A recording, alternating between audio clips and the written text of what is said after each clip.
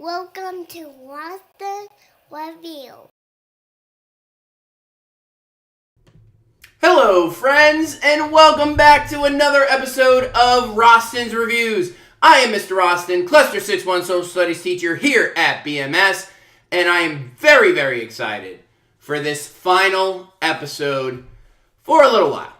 As many of you know, I am a varsity baseball coach over at another school, and the baseball season starts on Sunday. So, unfortunately, Rosten Reviews will be put on hold for the baseball season because on Fridays we have games. So, unfortunately, I don't have time to do a Rosten's Review during baseball season. But rest assured, once baseball season is over, we will be smack dab in the middle of PBL in ancient Rome, and we'll be back.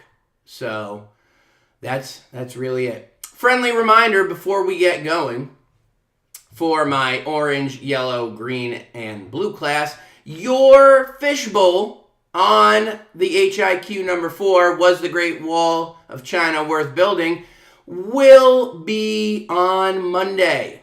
So if you haven't completed assignment number 2, meaning you haven't finished analyzing your documents and created your claim statement, which we started in class, you should get that done, which will make our fishbowl on Monday a little bit smoother.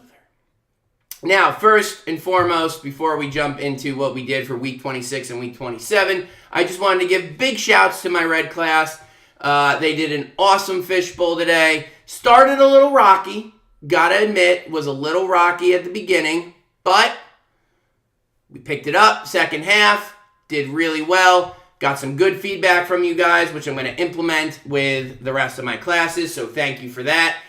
Remember, this is a real-time fishbowl coming in on Monday, so there's no jobs. Everyone is participating. So I'm very excited to see what everybody has to say on our HIQ. All right, so let's get going with what we did in social studies for week 26 and week 27. All right, here we go. So I just got to do one quick thing. I just got to add my camera in there because I forgot to do it beforehand. And we're going to add that in. And there we go. There I am. We're going to make me smaller. Oop. And there we go. And we're just going to fix that right there. Just going to fix this right. Oop, no. Mr. Rosten, what are you doing? There we go. Move me right over here. We're going to do this. Nope, we're not going to do that. Come on, work with me here. There we go. Boom. Beautiful. All right, friends. Hello. I'm back. All right, let's get this thing going, shall we? Hello, friends who are here in the chat. How's it going? Good to see y'all. All right. So, week 26 started with ancient Chinese and Indian social classes. So let's take a look at that. So we had a slideshow. We learned about the different social classes, who they were, and what their jobs were, and then we put them into order. So for ancient China, we had the emperor on the top of the social hierarchy, and we know that the emperor was the king or the ruler, right? And we know the first ruler of ancient China was, oh, wait a moment. That's right, Emperor Shi Huangdi. Very good. He was part of the Qin dynasty, and he's the first one to take over different towns and cities within China and create a kingdom. So the emperor is on the top, followed by our civil servants. And we talked about how these people work for the government and that they are educated, right? And we talked about how they are similar to noblemen in ancient Egypt, seeing as they both advise the emperor, they're both educated, and they both got a little bit of the money. You know what I'm saying? All right.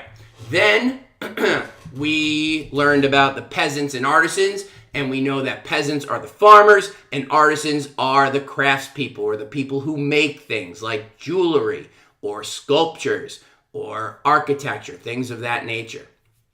And we know, and we talked about how peasants were similar and different than in ancient Egypt, because the peasants were all the way at the bottom, right?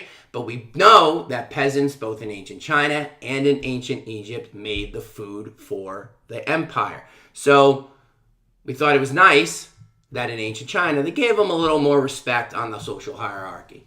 Then we had merchants on the top there, and we know that merchants buy and sell different products. And it wasn't a respectable job because they weren't making these things themselves. They were just buying it and selling it for a profit, so that wasn't seen as a respectable job. Then on the bottom, we had the bottom folk, right? The people who did the jobs that people didn't want to do, right? Like cleaning up the roads, cleaning up latrines, things of that nature. And we know that they're similar to the Dalits or pariahs in ancient India. And that is your ancient Chinese social hierarchy, all right? If we scroll down, we have the ancient Indian social hierarchy, and I'm going to open it up this time. And we know that the Brahmins, or the priests, are on top of the social hierarchy. What does that tell us about ancient Indian civilization? That religion was very important. Okay? Then we had the Kshatriyas, who are the rulers and the warriors, and we talked about how a warrior becomes a ruler, right? They gathered other people together, they make promises to put them in power or give them land or money in exchange to come fight with them. They take over, and I gave you the example of taking over 6-1, right? So we talked about how I went to the different groups in the classroom, and I promised them different classrooms after we defeated our enemies, right? So, of course, we go after Mrs. Bach first. Then we went after Mrs. Power's classroom. Then we went over to Mrs. Mills, and we waited for Mrs. Clarkson and Miss Kopchik last because, well, Mrs. Clarkson is scary, and she's got the biggest room, which means she has the most resources and the most, people there. So then we talked about how once we've taken over all those classrooms, how I'm now the ruler because I set this whole thing up. I made promises to the people in the classroom. I gave them their classrooms. Bing, bang, boom. Warrior, now a ruler. All right? Then we went and talked about the Vaishyas, the Sudras, and the Dalits and pariahs, how they're on the bottom. We talked about how they're similar and different to ancient China and ancient Egypt. And I'm sorry for moving this along, but running short on time, as you know. So, that was ancient India and Chinese social classes. Then, the next day, we jumped into our philosophies of ancient China and India. And this was very exciting because you did a little bit of critical content, so you looked for that important information, and then you answered some guided questions, right? So, the 4 philosophies we learned about. Buddhism.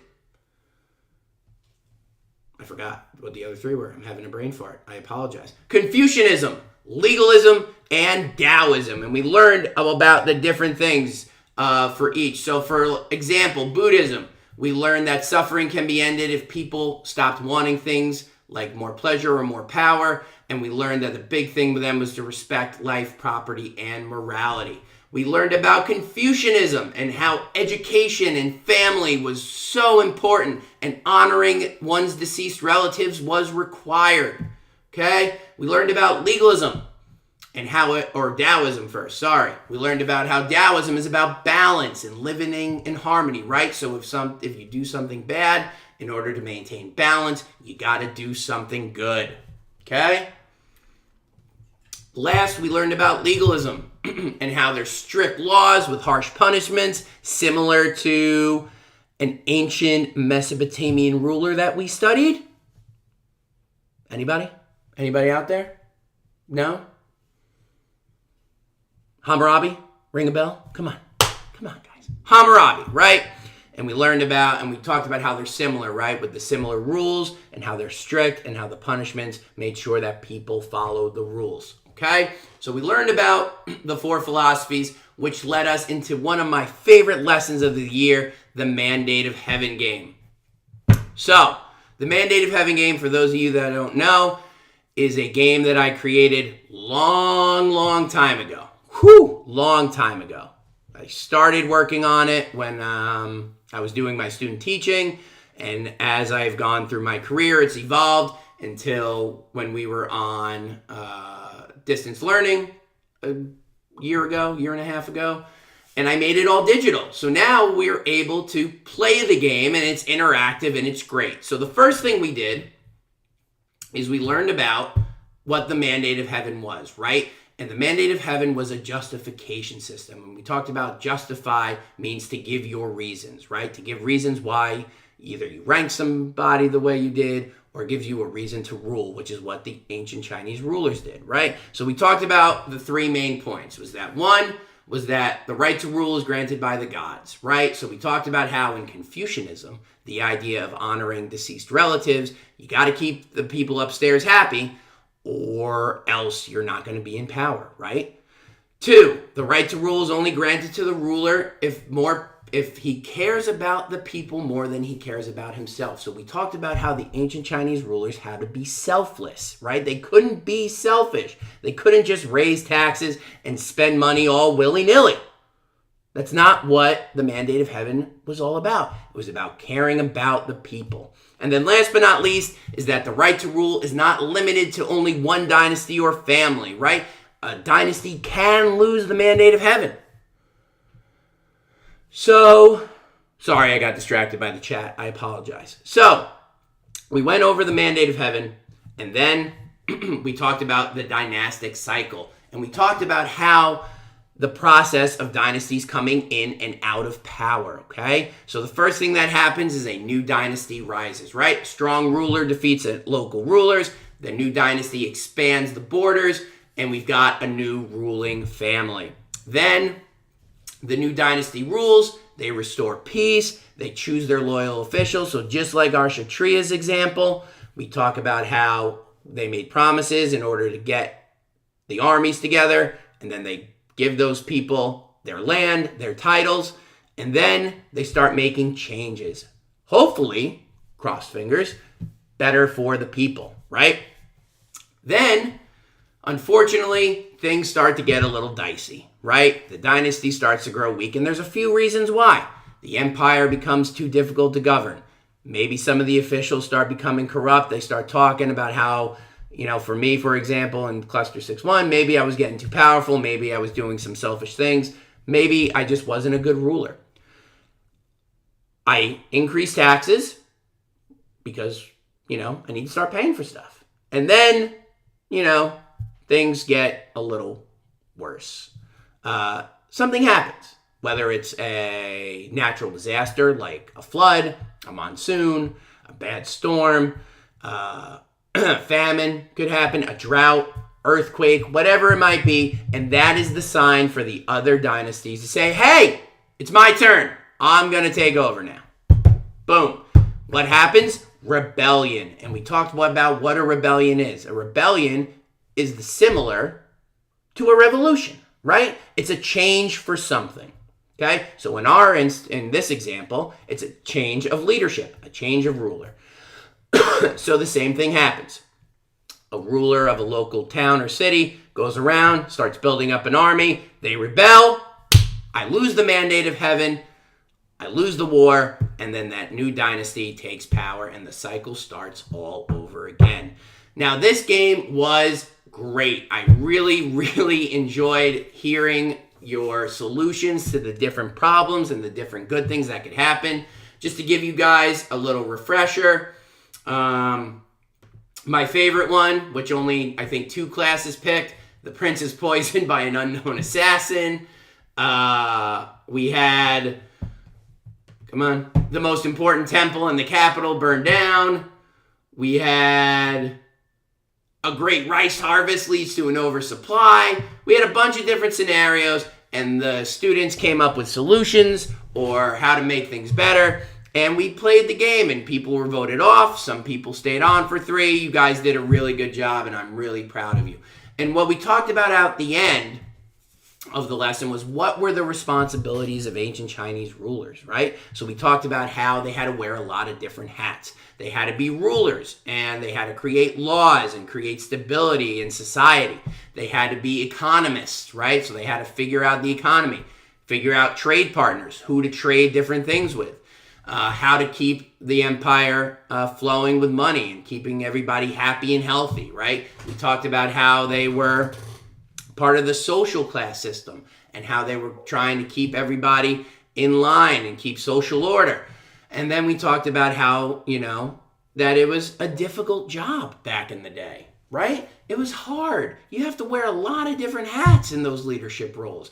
And a lot of you, when we did a little vote at the end to see who wanted to be a ruler in ancient China, a lot of you said no. And I'm not surprised. That's a lot of responsibility. Man. All right, so we played the Mandate of Heaven game, which led us into our fourth historical investigation. And the question was the Great Wall worth building? So the first thing we did is we watched an Ed puzzle on Emperor Shi Huangdi, right? The first emperor of ancient China, the guy who started it all off and started building the Great Wall, right? So we learned about the man and why they wanted to build the wall. So we learned that the main reason for building the Great Wall of China was to keep out the Xiongnu, or the Mongols, right? A people in the northern part of China who kept on invading. They would steal resources, they would steal products, they would steal livestock, basically just made life a little more difficult for the ancient Chinese people. So what Shi Huangdi decided when he first got into power was to start building a wall to bring them out. And we know that he was part of the Qin dynasty. So the Qin dynasty and the Han dynasty were the first two dynasties to really start building the wall and started that process, right?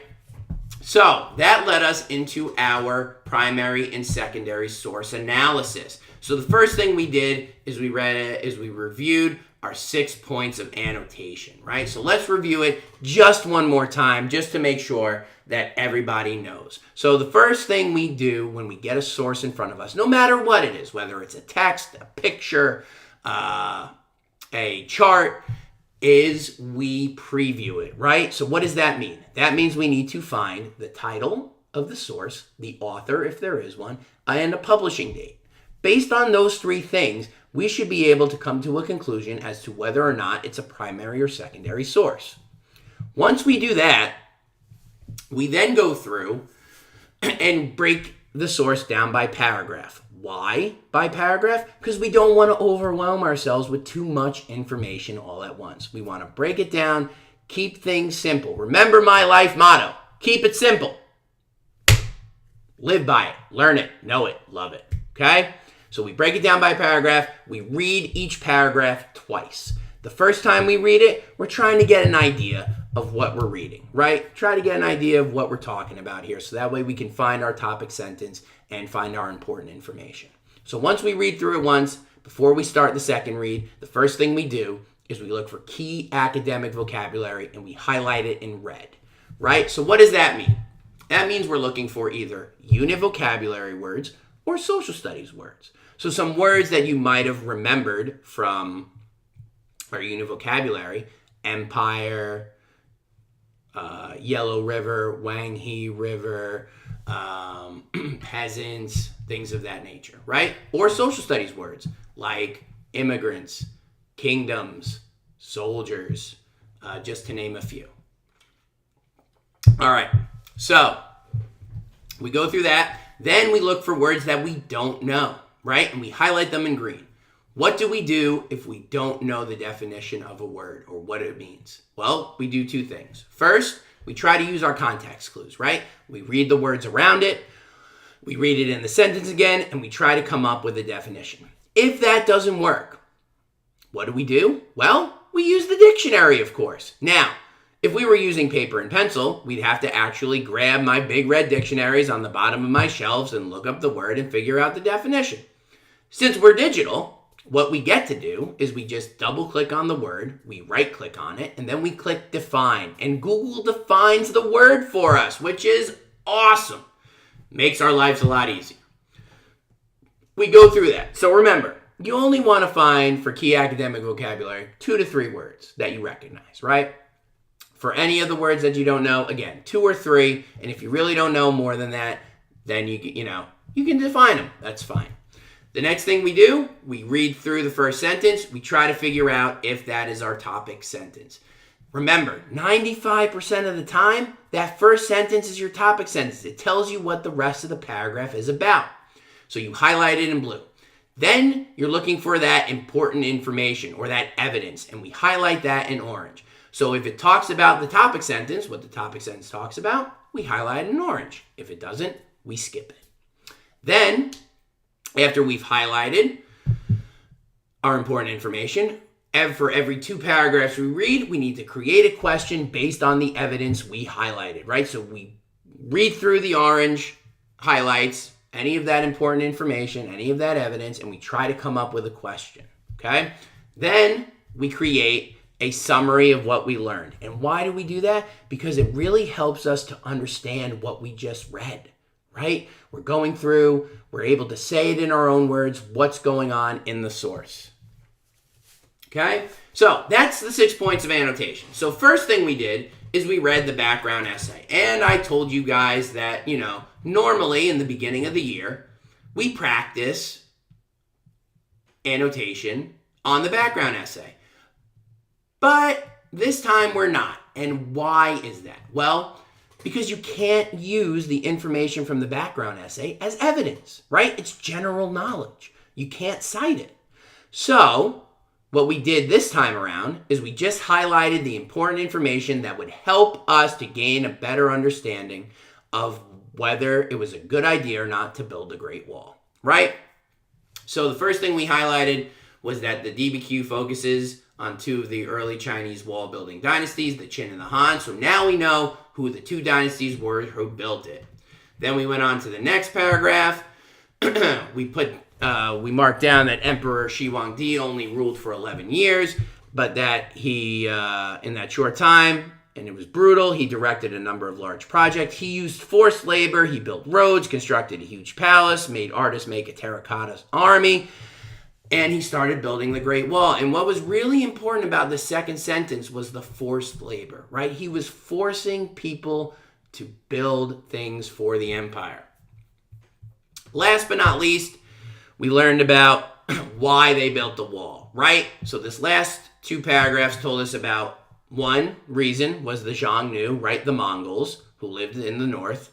And then the second reason, and third and fourth reason, was, They were built to increase security, impress visitors, and enhance the glory, right?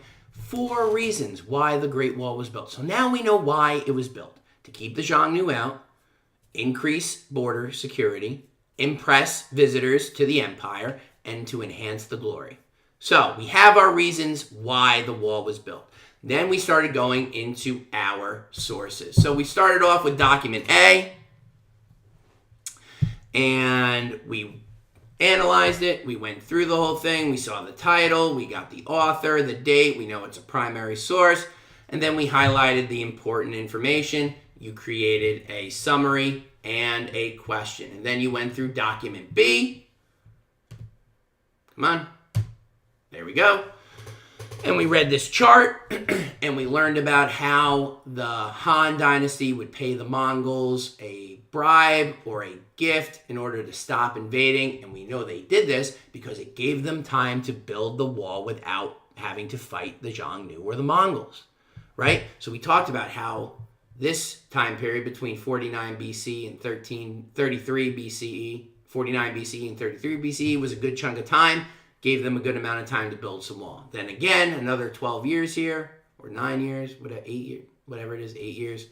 Another good amount of time to build the wall. And then a good amount, 24 years down here, and it gave them time to build the wall. So it was an investment. It was part of the reason why they were building it. They stopped being attacked by the Xiongnu, and they get to build the wall free and clear. Okay? We then did document C. And we learned about how the Great Wall protected the Silk Road and why the Silk Road was so important. So we know now, based on document C, that the Silk Road was a trade route, right? And we looked at the exports and the imports, and we talked about how important the things were for the ancient Chinese people to bring into their empire, right? So we talked about how they brought in Buddhism and different ideas, right? We talked about the different products that they brought in. And we also talked about the technology, the most important being those irrigation systems, right? The Yellow River floods, and it's got low banks, which means every time it floods, it destroys people's houses, people's property, livestock, crops, whatever it might be. With these irrigation systems, they could now prepare better for the floods, right? They could direct the water in a way so that way it wouldn't destroy homes and crops and livestock and things of that nature, right? So it was super important to protect that Silk Road trade route. Last one, we learned about the harsh conditions that people faced when going to the wall to build it, right? We learned about how armies would leave for years at a time. We learned about people being forced to move from their homes to this new frontier, right? This open space that's not settled yet. We learned about how the conditions were terrible. You know, the winters, it was 20 to 30 below zero. There was very little food, very little money. It was just not good. So at this point, after we analyzed documents, we started our claim statement. And if you remember, a claim statement is your side of the argument, why your side is correct. So our formula, whoops, clicked on the wrong one. Our formula to write a claim statement is as follows. Claim equals TTQA plus your side plus 3 reasons. Okay? So, TTQA, turn the question around. Your side of the argument was worth it or wasn't worth it plus 3 reasons. So this is how your claim statement should start. The Great Wall of China was or wasn't. Ooh, sorry guys, hold on.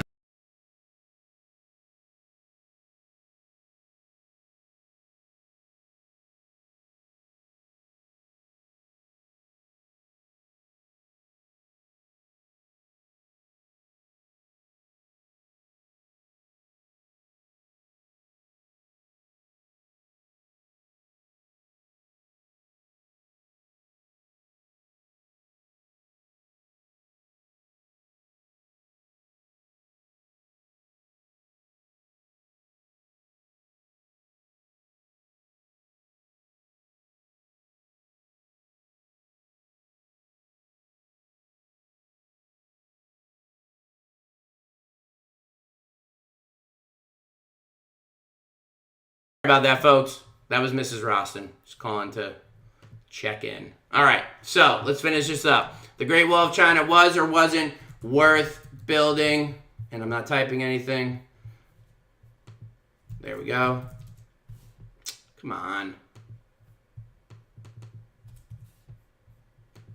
Wasn't worth building because. And then you gave your 3 reasons, right? All right, so let's go back. So that was it. That's what we did in social studies the past 2 weeks, actually. All right, friends. So, unfortunately, our time has come. It's time to go. That's what we did. So, orange, yellow, green, and blue class, you have your fishbowl on Monday. Remember, everyone is participating, so make sure that you have your claim statement done and all of your documents analyzed. I hope you enjoyed this final episode for a while, about 12 weeks, 11 weeks, depending on how the playoffs go. Anyway, I hope you all have a great weekend. Get prepared for that fishbowl, maybe on Sunday night. Take a little read, open up the Chromebook, maybe do some other homework, take a look at your claim statement, start finding some evidence so that way you're prepared and ready to go on Monday. Good luck, my friends. I wish you nothing but the best. All right, everybody. That's it for me today. I hope you all have a great weekend. I'm going to have an awesome weekend. My brother is getting married tomorrow. Congratulations. Love you, even though you don't watch this or even know this exists. But anyway, congratulations to my brother and his future wife, who's also a teacher. And that's it. Have a great weekend. Be kind to one another. Peace be with you and with you. Rosten out.